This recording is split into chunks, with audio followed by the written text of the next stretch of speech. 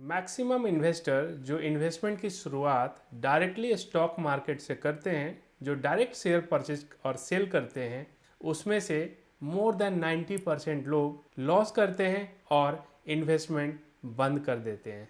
तो अगर आप अपने इन्वेस्टमेंट से रिटर्न पाना चाहते हैं, लॉन्ग टर्म वेल्थ क्रिएट करना चाहते हैं और लाइफ में फाइनेंशियल फ्रीडम पाना चाहते हैं, तो आपके लिए ये वीडियो काफ़ी इंपॉर्टेंट है। तो इस वीडियो में मैं बात करने वाला हूँ कि आपको स्टॉक मार्केट में अगर इन्वेस्टमेंट करना है तो आपको म्यूचुअल फंड के थ्रू जाना चाहिए। इक्विटी म्यूचुअल फंड के थ्रू आपको शुरुआत करनी चाहिए। अगर आप इस चैनल पे नए हैं तो चैनल को सब्सक्राइब कर लीजिए, क्योंकि इस चैनल पे आपको मिलने वाले हैं बहुत सारा नॉलेज जिससे आप अपना फाइनेंशियल फ्रीडम अचीव कर पाएं। तो चलिए वीडियो की शुरुआत करते हैं और पहला बेनिफिट समझते हैं, वो है डाइवर्सिफिकेशन। आप अगर इन्वेस्टमेंट म्यूचुअल फंड के थ्रू करते हैं तो आपका पैसा मल्टीपल स्टॉक में डिवाइड हो जाता है। यानी अगर आप 5,000 रुपीज़ का मंथली SIP भी करते हैं तो आपका 5,000 रुपये ऑलमोस्ट 30 से 40 स्टॉक में डिवाइड हो जाता है, यानी डाइवर्सिफाई हो जाता है, जो कि रिटेल इन्वेस्टर के लिए पॉसिबल नहीं है कि 40 अलग अलग stock, even a single stock, single share भी परचेज कर पाए 5,000 रुपये में। तो ये था बेनिफिट नंबर 1। दूसरे बेनिफिट की बात करते हैं, वो है प्रोफेशनल मैनेजमेंट।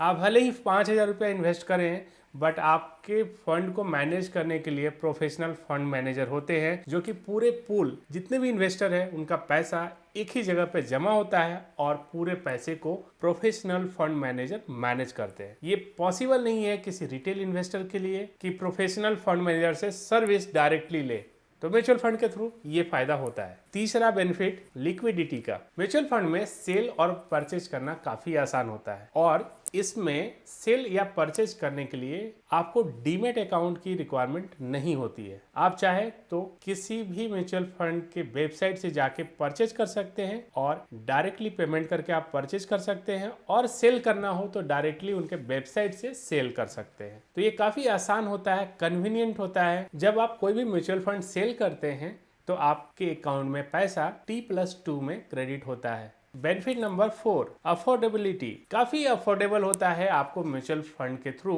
इन्वेस्ट करना, क्योंकि अगर आप डीमेट या अदर इंस्ट्रूमेंट में इन्वेस्ट करते हैं तो आपका कॉस्ट जाता है। तो अगर डीमेट अकाउंट की बात करें तो वहाँ पे आपको ईयरली चार्जेस पे करने होते हैं, जबकि अगर आप डायरेक्टली म्यूचुअल फंड परचेज कर रहे हैं तो आपको कोई भी चार्जेस वहाँ पे करने की जरूरत नहीं होती है, काफ़ी अफोर्डेबल हो जाता है। Number 5, transparency. Mutual fund NAV का डेटा हर रोज पब्लिश होता है, जितने भी वर्किंग डे होते हैं उसमें पब्लिश किया जाता है, और आप आसानी से ट्रैक कर सकते हैं कि आपके फंड का वैल्यू कितना बढ़ा, कम हुआ या सेम है। तो ये डेली ट्रैक आप कर सकते हैं, और इसे ट्रैक करने के लिए आप एमफी के वेबसाइट पे चेक कर सकते हैं, या मल्टीपल ऐसे वेबसाइट है जहां पे आप जाके फंड का NAV चेक कर सकते हैं। ये काफ़ी आसान होता है। और नंबर 6, ये काफ़ी कन्वीनियंस है म्यूचुअल फंड बाय करना। एक बार अगर आपका KYC होता है किसी भी म्यूचुअल फंड के थ्रू, तो आप रिमेनिंग कोई भी फंड में